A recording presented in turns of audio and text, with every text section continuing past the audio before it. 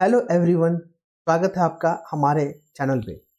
और आज है 8 जून और हम लोग क्या करेंगे, इंपॉर्टेंट न्यूज़ को यहाँ पर कवर करेंगे। आज बहुत अच्छे अच्छे न्यूज़ दिए गए हैं, बहुत कुछ जानने को मिलेगा, बहुत कुछ सीखने को मिलेगा, बहुत कुछ समझने को मिलेगा। चलिए आते हैं। सबसे पहला देखिए, राजग ये जो आपको पता है ना, एनडीए का फुल फॉर्म, ये एनडीए को हिंदी में लिखा गया है। ये नेता चुने गए हैं नरेंद्र मोदी, कल प्रधानमंत्री पद की शपथ लेंगे। ठीक है, तो सबसे पहला क्वेश्चन यही क्वेश्चन पूछता है एग्जाम में, शपथ कौन दिलवाएगा हमारे राष्ट्रपति, हमारे प्रधानमंत्री जी को? तो ये दिलवाएंगे राष्ट्रपति जी, याद रखेंगे। पहला फैक्ट हो गया, ये क्वेश्चन पूछा गया, ये मैंने खुद से नहीं बनाया। दूसरा देखिए, हम लोग जो एमपी का इलेक्शन हुआ, अभी एमपी में हम लोग वोटिंग किए, वोट किए ना, तो हम लोग मेंबर ऑफ पार्लियामेंट चुने, लेकिन ये फिर प्रधानमंत्री कैसे बन गए? हमने तो प्रधानमंत्री का वोट नहीं किया था।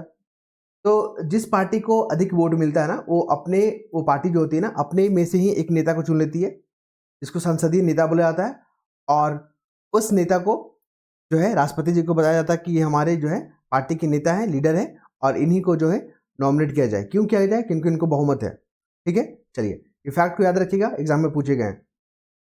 जब हमने पूरा आर्टिकल पढ़ा इसको, तो दो फैक्ट निकल गया है। और यहाँ पे एनडीए जो है ना, एनडीए क्या है आपको बता दें, इसमें बहुत सारे दल जो है मिलके बन, जिसमें से एक प्रमुख है बीजेपी, इसमें है आपका जेडीयू, इसमें है आपका टीडीपी, और तमाम जो है इसमें पार्टी एलजेपी भी है। तो यहाँ पर देखने को मिलेगा। क्लियर है? यहाँ पे इस इलेक्शन की खास बात क्या है, जो नतीजे आपको चुनाव के नतीजे दिखे ना, उसकी खास बात क्या है कि यहाँ पे जितना मजबूत पक्ष है उतना ही मजबूत विपक्ष है। ठीक है, और लोकतंत्र में ऐसा ही होना चाहिए। फिर आते हैं अगला आर्टिकल पे। यहाँ से क्वेश्चन जो है मैंने बता दिया कि यहाँ पे यही देखने को मिलेगा। अभी क्या है कि आंध्र प्रदेश में जारी रहेगा मुस्लिम आरक्षण। जब रिजल्ट नहीं आया था चुनाव का, तो उस समय जो है बीजेपी या एनडी की तरफ से बोला जाता है कि जो धर्म के आधार पर जो आरक्षण दिया गया है वो असंवैधानिक है, बिल्कुल है, अनकॉन्स्टिट्यूशनल है, तो इसको हम जारी करने नहीं देंगे। लेकिन यहाँ पे क्या हुआ, ये जो है टीडीपी के जो है प्रमुख है, इनका नाम है चंद्रबाबू नायडू। ठीक है, तो इन्होंने कहा कि मुस्लिम को जो आरक्षण जो 4% दिया जा रहा ना, वो कंटिन्यू रहेगा। ठीक है, क्योंकि अब इनको मानना भी पड़ेगा, क्योंकि इनका पूर्ण बहुमत नहीं है, इनके सहयोग से भी ये जो है अपने पार्टी बनाए हैं। ठीक है, तो यहाँ पे गठबंधन का यही फायदा है कि अब कोई भी प्रक्रिया है ना, कोई भी निर्णय जल्दी जल्दी नहीं लिया जाएगा, कोई भी प्रक्रिया अब आम सहमति से लिया जाएगा। क्लियर है? तो यहाँ पे ये फैक्ट हो गया। दूसरा, जो यहाँ पे समान नागरिक संहिता है ना, यूनिफॉर्म सिविल कोड, अभी जेपीएससी का एग्जाम हुआ था, उसमें डायरेक्ट क्वेश्चन पूछ लिया, यूनिफॉर्म सिविल कोड किस आर्टिकल में मेंशन है? आर्टिकल 44। क्या पार्ट है ये वाला? डीपीएसपी।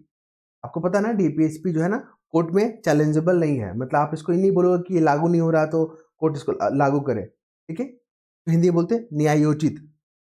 तो फंडामेंटल राइट क्या है हमारा? वो न्यायोचित है, लेकिन हमारा ये जो डीपीएसपी है ना, गैर न्यायोचित है। मतलब आप इसके लिए कोर्ट में नहीं जाओगे। जो फैक्ट हो गया। चलिए आगे बात करते हैं। ये हमारे आरबीआई गवर्नर है, आरबीआई गवर्नर, और गवर्नर शक्तिकांत दास जी, इनका नाम आप याद रखेंगे। इनको जो अपॉइंटमेंट कौन करते हैं? इनको अपॉइंटमेंट करते हैं केंद्र सरकार। केंद्र सरकार इसको अपॉइंट करती है। और अभी वर्तमान में देखोगे तो रेपो रेट जस की तस रखा गया। आपको बताते चले रेपो रेट क्या होता है, इसका अर्थव्यवस्था पे क्या प्रभाव पड़ता है, और इन्फ्लेशन को कैसे कंट्रोल करता है। मेंस में भी पूछे जा सकते हैं। तो आपको बताते चले, यहाँ पे इन्फ्लेशन को, जब महंगाई जो देश में बढ़ जाती है, इन्फ्लेशन महंगाई जब बढ़ जाती है ना, तो रेपो रेट को क्या कर दिया जाता है? बढ़ा दिया जाता है। तो बढ़ाने से क्या होता है, जो मार्केट में जो पैसा लोगों के पास था ना, वो क्या होता है, सूखने लगता है, सूख लिया जाता है, उसको ऑब्जर्व कर लिया जाता है। ठीक है, ताकि लोगों के पास ज़्यादा पैसा नहीं रहे, मार्केट में डिमांड नहीं रहे। ये हो गया। इसके बाद आगे और बात करेंगे हम लोग, पूरा आर्टिकल छपा हुआ है इस पर। फिर देखिए, अभी लू का जो आप देख रहे हो, गर्म जो मौसम देखने को मिल रहा है भारत में, बहुत सारे ऐसे ऐसे राज्य जहाँ पे 50%, मतलब 50 से अधिक जो है चला गया टेम्परेचर। ये सब पीछे क्या कारण है? तो जब मैंने पूरा आर्टिकल पढ़ा, और यहाँ पे मेंस में ये सब क्वेश्चन पूछेगा, तो अल नीनो इफेक्ट याद रखिएगा।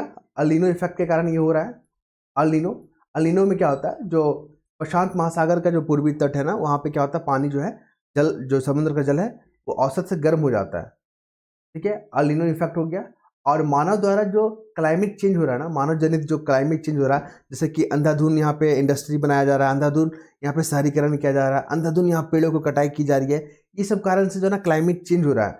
इसके कारण यहाँ पे गर्म वाला जो है ना स्थिति देखने को मिल रहा है। ये था आपका कारण। ये क्वेश्चन मेंस में पूछा जाएगा, ध्यान रखिएगा आप। फिर जब आगे बढ़े हम लोग आर्टिकल पे, तो इम्पोर्टेंट हमें क्या नज़र आ रहा है, देखिए ये एडिटोरियल पेज है, यहाँ पे मेंस के लिए काफ़ी इंपॉर्टेंट फैक्ट आपको देखने को मिलेगा। क्या, जैसे कि यहाँ पर लिखा गया है, गेहूं आयात से आप आफत में किसान। देखिए जब गेहूं को इंपोर्ट करते हैं ना तो इसका नुकसान होता है। क्या नुकसान होता है, आप जो किसानों के लिए एमएसपी जो लागू किए हैं, एमएसपी जो अनाउंस किया ना, ठीक है, आप सस्ते दर पे तो गेहूं आयात कर ले रहे हो, आप इसको मार्केट में बेचो तो सस्ता में बिकेगा। तो इससे जो किसानों का जो एमएसपी था कि हाँ हम आपसे 20 रुपये में खरीदेंगे और आप बाहर से जो है 10 रुपये में खरीद के ला रहे हो, ठीक है, तो इससे क्या होगा, उनको उचित माल नहीं, उचित रेट नहीं मिल पाएगा किसानों को। तो ये बहुत बड़ा संकट है, ध्यान रखेंगे। आपको ये बता दें कि हम लोग इंपोर्ट क्यों कर रहे हैं गेहूं का, क्योंकि इस पर पैदावार जो है ना, उत्पादन बहुत कम हुआ। क्यों? गर्मी के कारण, गर्म के कारण, ठीक है, मौसम जो गर्म हो गया, क्लाइमेट चेंज हुआ, उससे क्या हुआ, यहाँ पे फसल के प्रोडक्शन पे इम्पैक्ट पड़ा और कम उत्पादन हुआ। लेकिन हमें फूड सिक्योरिटी मेंटेन करना होता है ना, फूड सिक्योरिटी मेंटेन करना होता है, हमें बफर स्टॉक बनाना होता है, करना होता है ना, क्योंकि आपको पता है 80% मतलब जो फूड सिक्योरिटी जो एक्ट है 2013 के तहत ना, लगभग 67% पॉपुलेशन जो भारत का है उसको कवर किया जाता है। तो उनके लिए सिक्योरिटी मेंटेन करना होगा ना, सभी को सस्ते रेट में तो खाद्यान्न उपलब्ध कराना ही होगा ना, ध्यान रखेंगे आप इसको, ठीक है। एमएसपी भी यहाँ पर पूरा आर्टिकल में एमएसपी के बारे में बात किया गया। एमएसपी में जो है 23 फसल इंक्लूड होते हैं।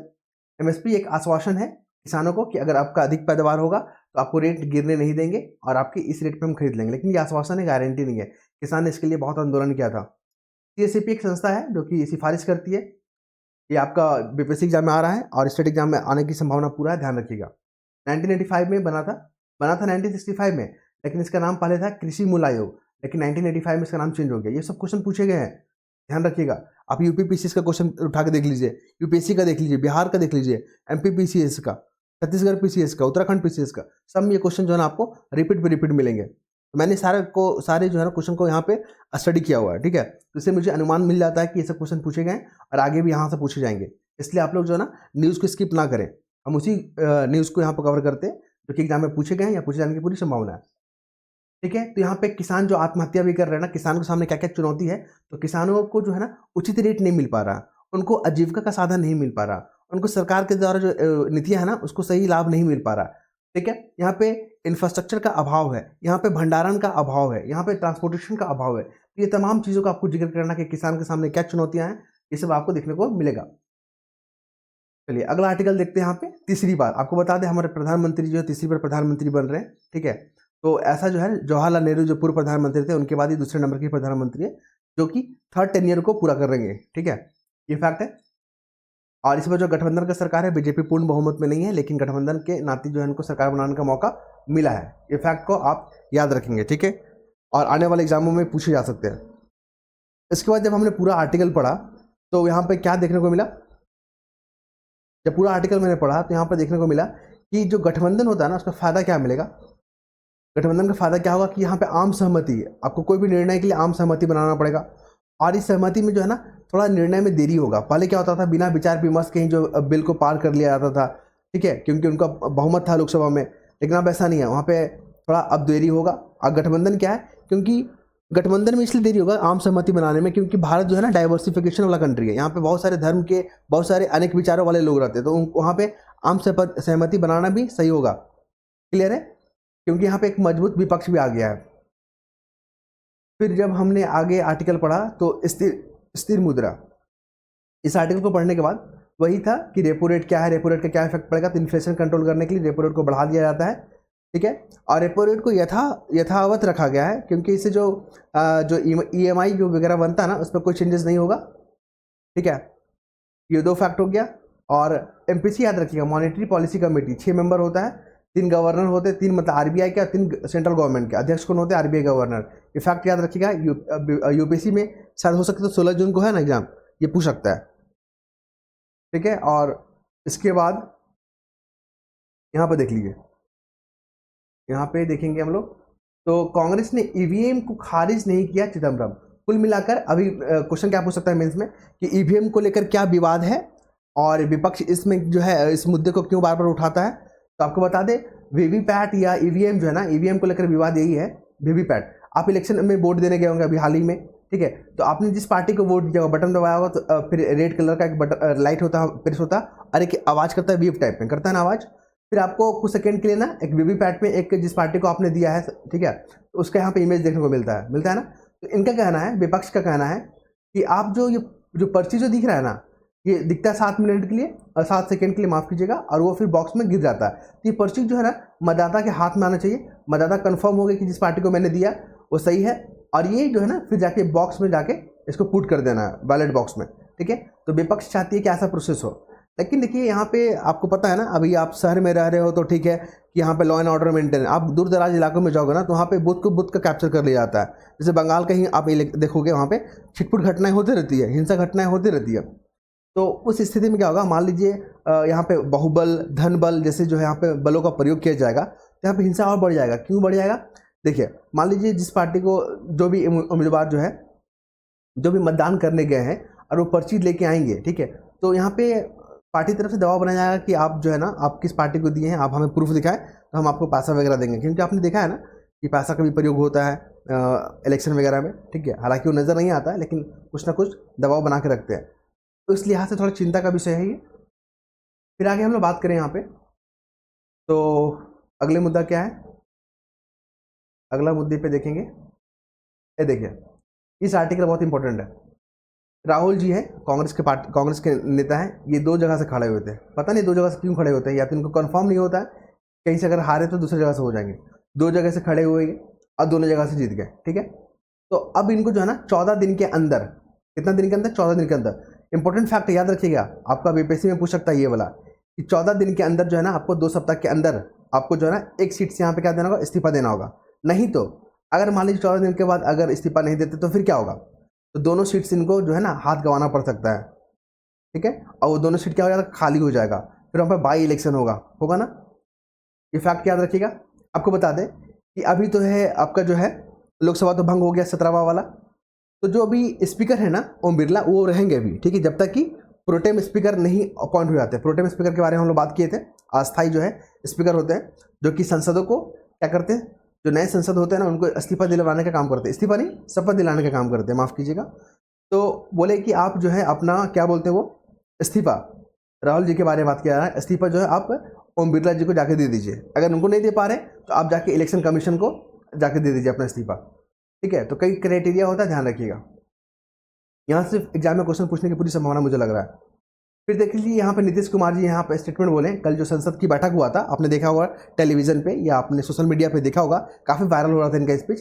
इन्होंने कहा कि अब जो भी कुछ भी काम बचा हुआ है ना, इस कार्यकाल में पूरा कर लिया जाएगा, ठीक है। इनका अंदेशा यहाँ पे है कि बिहार को, अपना बिहार जो है उसको स्पेशल स्टेटस का दर्जा दे दिया जाए, ठीक है। क्यों दे दिया जाए? क्योंकि बिहार जो पिछड़ा हुआ है और ये बहुत पुराना है। आपने मगध उगध जितना हिस्ट्री पढ़ते हैं ना आप, एशियंट हिस्ट्री, वो बिहार से ही जुड़ा हुआ है, फिर भी वो डेवलप नहीं है, ठीक है। तो इसके पीछे कई कारण है। मेंस में आपका क्वेश्चन पूछेगा बीपीएससी में, याद रखिएगा। इस बार का क्वेश्चन कंफर्म हो गया है कि बिहार को स्पेशल स्टेटस क्यों मिलना चाहिए, अब तक क्यों नहीं मिल पाया है, क्या क्राइटेरिया है किसी भी राज्य को स्पेशल स्टेटस देने का, क्या क्या कमेटी बनी है इसके लिए, ठीक है। ये तमाम क्वेश्चन जो है आपको बीपीएससी मेंस में देखने को मिलेगा, तो ध्यान रखिएगा। और स्पेशल स्टेटस का जब दर्जा किसी राज्य को मिल जाता है ना, ठीक है, तो उसमें क्या होता है, अभी मान लीजिए 100 रुपये का मान लीजिए लोन मिल रहा है आपको, तो 90 रुपये लोन के रूप में मिल रहा है और 10 रुपये आपको अनुदान के रूप में, ग्रांट के रूप में। लेकिन जब स्पेशल स्टेटस मिल गया ना, तो आपको 90 रुपये जो है ना ग्रांट के रूप में और 10 रुपये जो है लोन के रूप में मिलेगा। समझ रहे ना कितना फायदा होगा इससे, हमारे जो बिहार का कितना डेवलपमेंट मिलेगा, वहाँ पर इन्वेस्टमेंट आएगा, वहाँ पर इंफ्रास्ट्रक्चर डेवलपमेंट होगा, रोजगार जनरेट होंगे ना। चलिए, इसके बाद आगे जब हम लोग मुद्दे पर बात करें, तो यहाँ पर देखने को क्या मिल रहा है, ये हमारे जो है बीजेपी नेता हैं, ये इन्होंने कहा कि गठबंधन जो है ना मजबूरी नहीं है, बल्कि क्या है, प्रतिबद्धता है।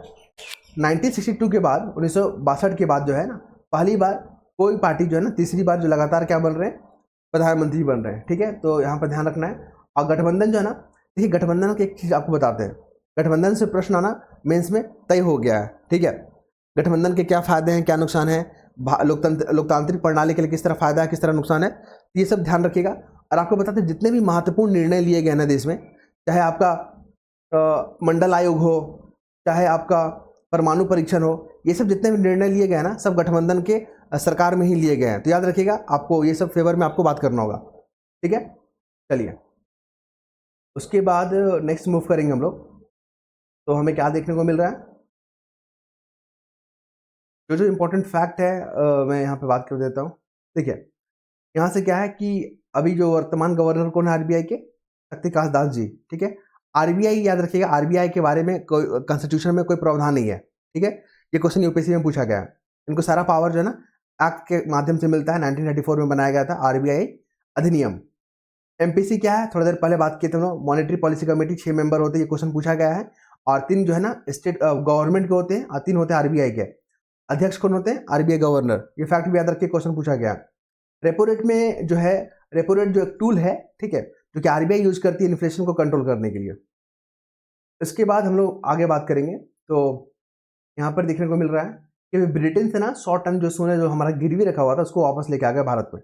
तो इन्होंने कहा कि देखिए जो सोना आया ना उसको आप अन्य तरीके से ना देखें, ठीक है। इसके बाद हम लोग बात करेंगे यहाँ पे मध्यस्थता को लेकर। मध्यस्थता संस्थानों के बेसिस समूह नियंत्रित नहीं है। हमारे जो डीवाई चंद्रचूड़ है, सुप्रीम कोर्ट के जो जज हैं, ठीक है, चीफ जस्टिस ऑफ इंडिया है ये। तो इन्होंने कहा कि जो मध्यस्थता है, मध्यस्थता जो सिर्फ स्थापना करने से नहीं होगा बल्कि इनको इम्प्लीमेंट करने से होगा। क्योंकि आप देखोगे जिला कोर्ट में 4 करोड़ के आसपास जो मामला लंबित है, हाईकोर्ट में भी आप देखोगे कि यहाँ पे लाखों में जो है मामला पेंडिंग है। तो ये जो पेंडिंग है ना, इसको आप कैसे देखोगे, ये हमारा विश्वास को देखोगे। क्योंकि न्यायपालिका में लोगों का विश्वास है, इसलिए तो सब सारे मसले या मुद्दे जो है हमारे कोर्ट में लाया जाता है, ठीक है। तो ये विश्वास के कारण जो इतने मामले आए हैं। दूसरा क्या है कि यहाँ पे ग्लोबल साउथ जो टर्म देखने को मिल रहा है, ग्लोबल साउथ, ये क्या होता है। ग्लोबल साउथ टर्म जो है ना, याद रखिएगा, एग्जाम में पक्का पूछ रहा है ये, कि या मेंस में पूछ लेगा कि ग्लोबल साउथ से क्या समझते हैं और ये वर्तमान में चर्चा में क्यों रहा है और इससे क्या प्रासंगिक है, ठीक है, क्या इसके निहितार्थ हैं। ये तमाम क्वेश्चन जो मेंस में ऐसे क्वेश्चन बनाएगा, ध्यान रखेंगे आप। तो ग्लोबल साउथ का मतलब क्या होता है, जो अंडर डेवलप कंट्री है, जो अभी डेवलप कर रहा है, जो अल्प विकसित है, उन देशों का समूह है। जैसे कि आप एशिया का कंट्री देख लोगे, एशिया में जितना भी कंट्री है, लैटिन अमेरिका देख लोगे, आप अफ्रीका को देख लोगे, ये सब क्या है, साउथ ग्लोबल, ठीक है। ग्लोबल साउथ का एक ग्रुप है ये, और भारत इसका लीड करता है, याद रखेंगे आप। आगे बात करें यहाँ पे, तो यहाँ पर देखेंगे कि जो रुपया है कमजोर हुआ है, ठीक है। तो कमजोर होने का मतलब कमजोर, यहाँ पे कमजोर नहीं मतलब यहाँ मजबूत हुआ है। और इसके पीछे का जो कारण है कि अभी जो तेल जो कीमत है ना, कच्चे तेल का जो कीमत है वो नरमी है, मतलब घटा हुआ है। इस कारण से रुपया मजबूत हुआ। आपको बता दें, रुपया जब गिरता है ना, या कम होता है ना, या कमजोर होता है ना, तो एक्सपोर्ट हमारा बढ़ता है। लेकिन जब रुपया बढ़ता है ना, मजबूत होता है, तो एक्सपोर्ट हमारा घटता है। ये इंपैक्ट याद रखेंगे। इकोनॉमिक में जो क्वेश्चन पूछेगा ना, यहीं से पूछेगा। देखिए, गठबंधन के बारे में क्वेश्चन जो आना निश्चित तय है, लिख लीजिए आप यहाँ पे। कोalition गवर्नमेंट बोलते हैं इसको इंग्लिश में। तो इसके क्या फायदे हैं, तो यहाँ पे जो है ना, अब आम सहमति से निर्णय लिए जाएंगे, ठीक है।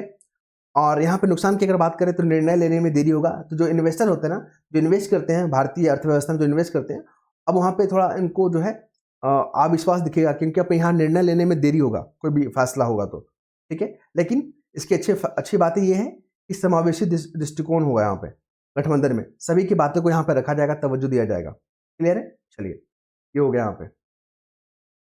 इसके बाद देख लीजिए यहाँ पे सीपीआई, जो इंडस्ट्रियल वर्कर होता है ना, उसका जो कंज्यूमर प्राइस इंडेक्स होता है वो कौन निकालता है, ये निकालता है आपका श्रम ब्यूरो, लेबर ब्यूरो निकालता है। ये क्वेश्चन पूछा गया है आपका यूपीएससी में, ध्यान रखेंगे। के बाद यहाँ पे वर्ल्ड अफेयर देख लेते हैं। यहाँ पे हुती विद्रोही, याद रखिएगा, ये यमन में एक्टिव है। कहाँ, यमन में हुती विद्रोही। और इसको जो है ना ईरान समर्थन करता है। क्यों करता है, क्योंकि इजराइल और फिलिस्तीन के बीच में जो युद्ध है ना, तो हमास का जो सपोर्टर है ना, ये हुती विद्रोही है, याद रखिएगा। और इसको इनडायरेक्ट वे में ईरान भी समर्थन करता है। और अभी न्यूज़ में इसलिए है क्योंकि लाल सागर, बहुत बार से न्यूज़ में क्वेश्चन आ रहा है इस पर, लाल सागर में जो भी कॉमर्शियल जो व्हीकल जो जहाज पार हो रहे हैं ना, या संयुक्त राष्ट्र के हो चाहे यूरोपियन कंट्री को, उस पर क्या हो रहा है, हमला कर रहा है। इस कारण से न्यूज़ में ये लाल सागर का जो है आप लोकेशन देख लीजिएगा। फिर देखेंगे इसराइल ने जो है हमला किया गाजा पे, गाजा पट्टी पे, जिसमें से काफ़ी लोग मारे गए हैं।